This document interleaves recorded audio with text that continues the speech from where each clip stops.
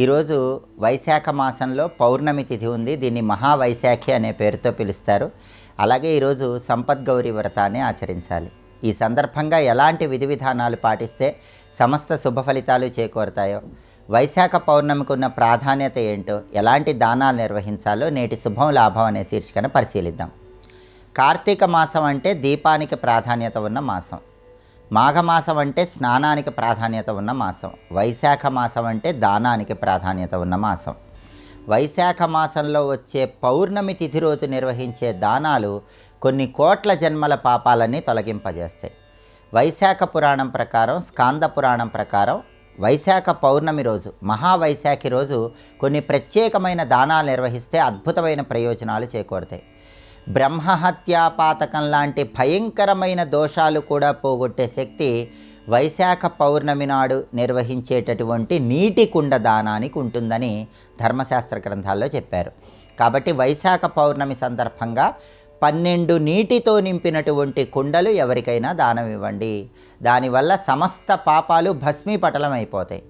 అదేవిధంగా వైశాఖ పౌర్ణమి సందర్భంగా కృష్ణాజనం ఎవరికైనా దానంగా ఇచ్చినట్లయితే దానివల్ల భూదానం చేసిన ఫలితం కలుగుతుంది. అలాగే నువ్వులతో పాటుగా నీటి కుండలు దానం ఇచ్చినట్లయితే గోదానం చేసిన ఫలితం కలుగుతుంది.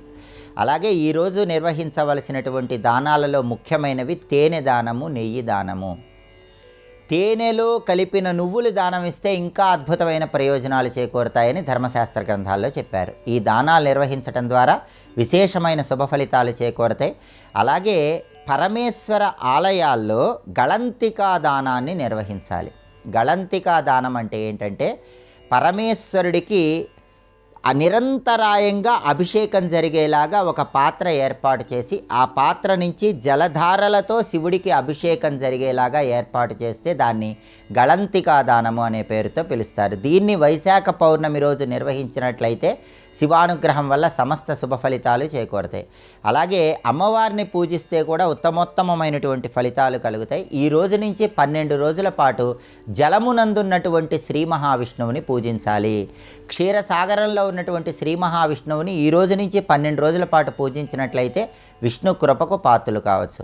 వైశాఖ పౌర్ణమికి నువ్వులకి అద్భుతమైన అవినాభావ సంబంధం ఉందని స్కాంద పురాణంలో చెప్పారు. ఈరోజు ఎవరైనా సరే తెల్ల నువ్వులు నీళ్ళలో కలుపుకొని స్నానం చేయాలి. ఆ తర్వాత దేవతార్చన చేసేటప్పుడు కూడా పదార్థాలలో తెల్ల నువ్వులు కలిపినటువంటి పదార్థాలు దేవతార్చనలో నైవేద్యంగా వినియోగించాలి.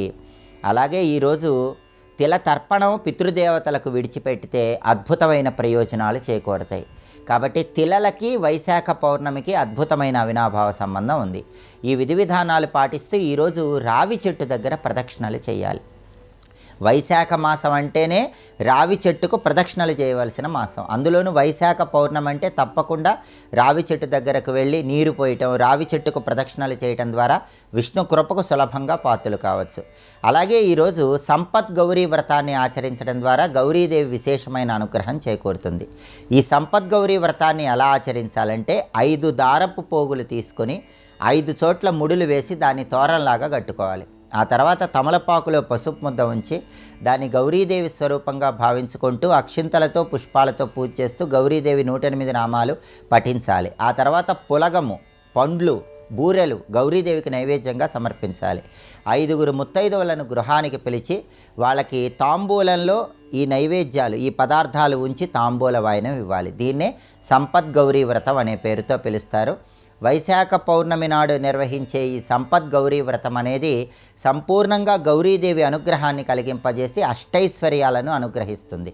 అలాగే ఈరోజు కూర్మ జయంతి. కాబట్టి కూర్మ రూపంలో ఉన్న శ్రీ మహావిష్ణువు అనుగ్రహం కోసం ఓం నమో భగవతే కుం కూర్మాయ ధరాధర దురంధరాయ నమః అనే మంత్రాన్ని ఇంట్లో దీపారాధన చేశాక వీలైనన్ని సార్లు పఠించినట్లయితే కూర్మ రూపంలో ఉన్న శ్రీ మహావిష్ణువు అనుగ్రహం కలిగి భూలాభాన్ని, గృహలాభాన్ని సిద్ధింపజేసుకోవచ్చు. కాబట్టి చాలా శక్తివంతమైన రోజు మహావైశాఖి. ప్రత్యేకమైన దానాలు నిర్వహించండి, సంపద్గౌరీ వ్రతం చేసుకోండి, కూర్మ మంత్రం పఠించండి, సమస్త శుభ ఫలితాలను సిద్ధింపజేసుకోండి.